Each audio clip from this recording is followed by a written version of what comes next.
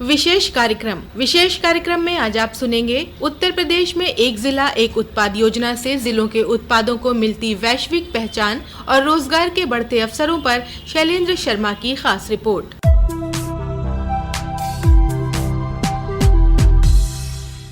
भारत की सांस्कृतिक, भौगोलिक, प्राकृतिक विविधता इसे दुनिया में बेहद खास बनाती है। अलग अलग संस्कृतियों, परंपराओं और खेती किसानों की दशाओं के कारण हर क्षेत्र में कुछ ऐसे खास उत्पाद होते हैं जो अपनी अलग अलग पहचान रखते हैं। इन्हीं उत्पादों की वैश्विक पहुंच और पहचान बनाने की पहल का नाम है ओडीओपी, यानी एक जिला एक उत्पाद। खुद प्रधानमंत्री नरेंद्र मोदी ने भी कहा था कि भारत की हमेशा से ये शक्ति रही है कि यहाँ के हर क्षेत्र, हर जिले की पहचान से कोई न कोई विशेष कला और विशेष उत्पाद जुड़ा रहा है। यही मेक इन इंडिया और एक जिला एक उत्पाद जैसे विचारों की सबसे बड़ी प्रेरणा है। हमारे हर जिले के पास एक प्रोडक्ट है और हर प्रोडक्ट की अपनी एक विशेषता है, उसकी अपनी एक कहानी है। ऐसे अनेक हैंडीक्राफ्ट्स हैं, ऐसे अनेक उद्योग हैं जो पारंपरिक हैं, जो पीढ़ी दर पीढ़ी आगे बढ़ाए जा रहे हैं। और यही मेक इन इंडिया और वन डिस्ट्रिक्ट वन प्रोडक्ट जैसे विचारों के पीछे की सबसे बड़ी प्रेरणा है।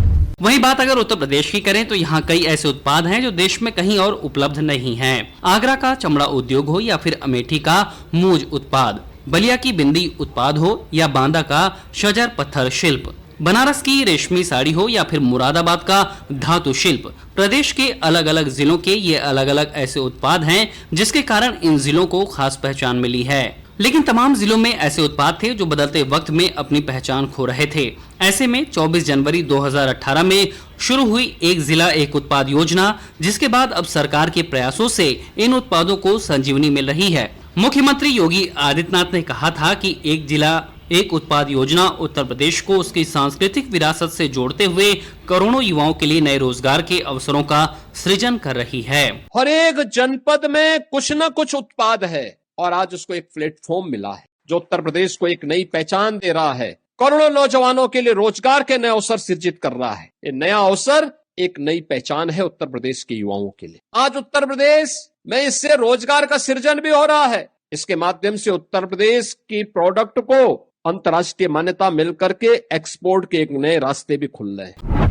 ओडीओपी योजना के तहत उत्तर प्रदेश के 75 जनपदों के विशिष्ट उत्पादों को तकनीक, मार्केटिंग, पैकेजिंग और डिजाइनिंग से जोड़कर वैश्विक बाजार तक पहुंचाने का जो संकल्प था वो अब साकार हो रहा है। इस बात की झलक इस साल 2024-25 के ओडीओपी अवार्ड में भी देखने को मिली, जब अपनी खास सुगंध और स्वाद के लिए प्रसिद्ध सिद्धार्थनगर के काला नमक चावल को एक जिला एक उत्पाद योजना के तहत राष्ट्रीय स्तर पर सम्मानित किया गया। और इसकी तारीफ खुद केंद्रीय वाणिज्य मंत्री पीयूष गोयल ने की। शिल्पकार हो, किसान हो, कोई विशेष वस्तु में अपनी कारीगरी से आपके डिस्ट्रिक्ट को विश्व स्तरीय सुशोभित करने वाला व्यक्ति हो, अलग अलग प्रकार से उत्तर प्रदेश की काला नमक के चावल हो, ये देश भर में हमारे पास इतने सारे प्रोडक्ट्स हैं, इतने सारे उत्पाद हैं जो देश का नाम विश्व में रोशन कर रहे हैं। काला नमक चावल को एक जिला एक उत्पाद योजना में शामिल करते हुए राज्य सरकार ने बीते वर्षों में इसके लिए बीज वितरण, प्रसंस्करण, पैकेजिंग और विपणन जैसे कई स्तरों पर काम किया है। प्रदेश के कृषि मंत्री सूर्य प्रताप शाही ने सरकार के प्रयासों की जानकारी देते हुए बताया कि काला नमक चावल को इस साल पुरस्कार मिलना स्थानीय प्रशासन और किसानों के साझा प्रयासों की सफलता है। काला नमक चावल भगवान गौतम बुद्ध के प्रसाद के रूप में जो है इसकी ख्याति प्राप्त है और सिद्धार्थ नगर के भीतर ही ये विशिष्ट रूप से पैदा होती रही है। इसको उत्तर प्रदेश सरकार के प्रयासों से भारत सरकार ने एआई टैग भी इसको दे दिया है और आगे के दिनों में और उसका आइडेंटिफिकेशन भी उसको दे रहे हैं। तो इस तरीके से उसकी खेती का विस्तार हो, इस नाते योगी आदित्यनाथ जी की सरकार ने ओडीओपी कार्यक्रम के भीतर काला नमक को सिद्धार्थनगर में सम्मिलित किया और अब उसके आच्छादन को बढ़ाए जाने की दृष्टि से प्रयास कर रही है। ओडीओपी के जरिए जो नतीजे सामने आए उसने सरकार को इस दिशा में और प्रयास करने के लिए प्रोत्साहित किया है। यही कारण है कि प्रदेश में इस योजना में विभिन्न जिलों के 12 और उत्पादों को शामिल किया गया है। योजना में पहले 62 उत्पादों को शामिल किया गया था, जिनकी संख्या अब बढ़कर 74 हो गई है। इन 12 उत्पादों में शामिल है बागपत का कृषि उपकरण और सहायक सामग्री, जिसे लेकर स्थानीय लोगों में खुशी है। यहाँ उद्योग उपायुक्त अर्चना तिवारी ने आशा जताई है कि अब निश्चित ही इस क्षेत्र से जुड़े लोगों की क्षमता प्रबल होगी। उद्यमियों एवं कारीगरों को इस क्षेत्र में आगे बढ़ने की संभावना प्रबल हुई है। कोई व्यक्ति या उद्यमी यदि इससे संबंधित उद्योग, सेवा या ट्रेडिंग का कार्य करना चाहता है तो subsidised loan ODOP margin money योजना के अंतर्गत प्राप्त कर अपने कार्य को कर सकता है।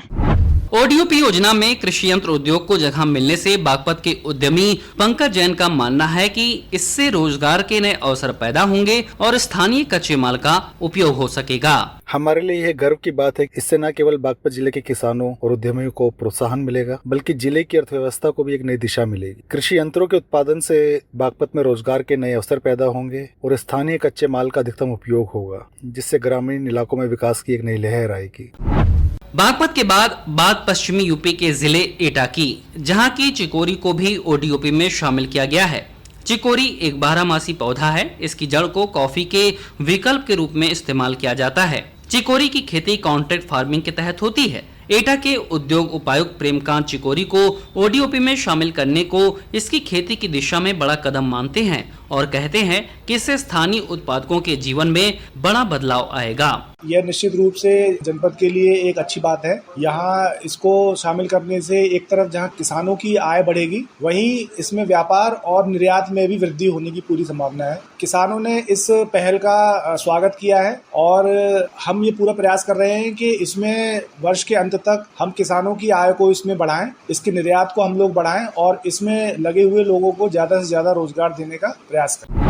एटा के रहने वाले राकेश वार्ड से चिकोरी के उत्पादक हैं। अपना अनुभव साझा करते हुए वो कहते हैं कि चिकोरी ने जीवन स्तर को बदल दिया है और अब इसे ODOP में शामिल करने से पहचान अंतर्राष्ट्रीय बनेगी। चिकोरी कॉफी में ब्लेंड होती है और दुनिया के कुछ देश, यूरोपियन देश, अमेरिकन कंट्रीज, रशियन कंट्रीज, इनमें चिकोरी सीधी भी पी जाती है, सीधे चिकोरी। इसके अंदर निकोटीन, कैफीन कुछ भी नहीं होता, इसलिए ये बहुत फायदेमंद होती है। और एक तरीके से आप ये भी कह सकते हैं हम हेल्थ ड्रिंक ले रहे हैं। हम अंतरराष्ट्रीय बाजार में 2003 से कार्य कर रहे हैं। अब इसमें एक और नई उड़ान मिलेगी सरकार के इस फैसले से।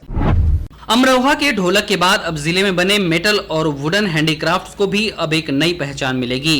सरकार द्वारा मेटल और वुडन से बने हैंडीक्राफ्ट को अब ODOP में शामिल कर लिया गया है। जिले में ये काम बहुत पुराना है। लगभग 30 इकाइयां निर्यात का काम करती हैं। जिला उद्योग केंद्र के उपायुक्त शैलेंद्र सिंह ने बताया कि ODOP में शामिल होने के बाद इसके हुनरमंद लोगों को इस काम को आगे बढ़ाने में मदद मिलेगी।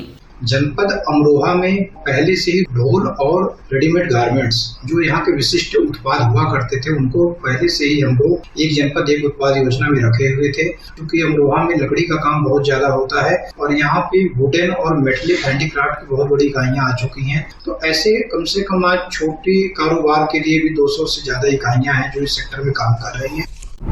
इस उद्यम में लगे लोग भी सरकार की इस पहल से खुश नजर आते हैं। यहाँ के रहने वाले गुलजार सरकार की प्रशंसा करते हुए कहते हैं कि अब उनके कारोबार को नई पहचान मिलेगी।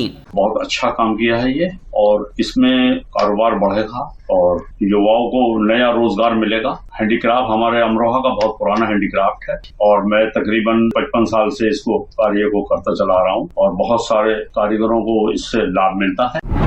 पूर्वांचल कभी आर्थिक रूप से पिछड़ा था। यहाँ के विशिष्ट उत्पादों पर अस्तित्व का संकट था, लेकिन हमारे जिले का एक उत्पाद वैश्विक बाजार में अपनी पहचान मजबूत कर रहा है। फिर चाहे आजमगढ़ की काली मिट्टी की कलाकृतियां हो या बस्ती की काष्ठ कला और सिर का उत्पादन, बलिया भी अब इस दौड़ में पीछे नहीं है। बिंदी उत्पाद के बाद अब यहाँ का सत्तू भी एक जनपद एक उत्पाद योजना में शामिल हो गया है।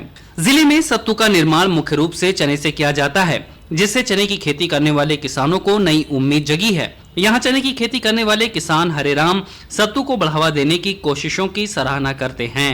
मेरी कंपनी मुख्य रूप से चने की खेती एवं उसकी बिक्री का कार्य करती है। उत्तर प्रदेश सरकार द्वारा मेरे जिले को एक जिला एक उत्पाद के अंतर्गत सत्तू उत्पादन के लिए चयनित किया गया है, जिसका मेरी कंपनी के साथ साथ पूरे जिले के चना उत्पादक किसानों को जिसका लाभ मिलेगा। सत्तू इस क्षेत्र में लंबे समय से पौष्टिक और सुविधाजनक भोजन के रूप में लोकप्रिय है।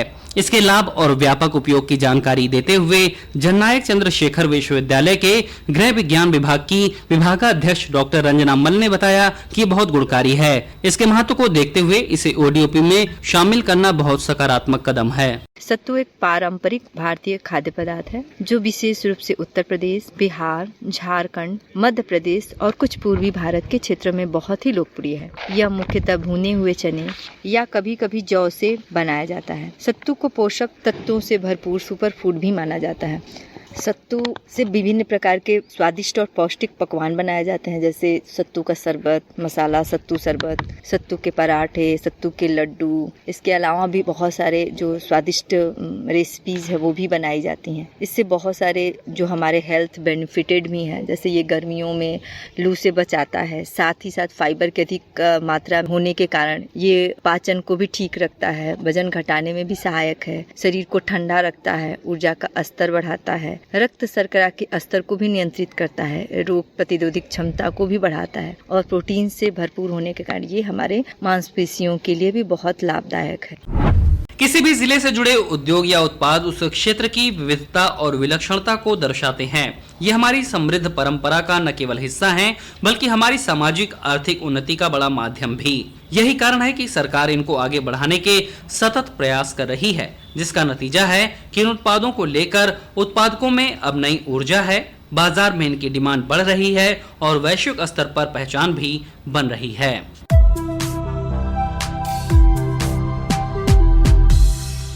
विशेष कार्यक्रम में आज आपने सुना उत्तर प्रदेश में एक जिला एक उत्पाद योजना से जिलों के उत्पादों को मिलती वैश्विक पहचान और रोजगार के बढ़ते अवसरों पर शैलेंद्र शर्मा की खास रिपोर्ट।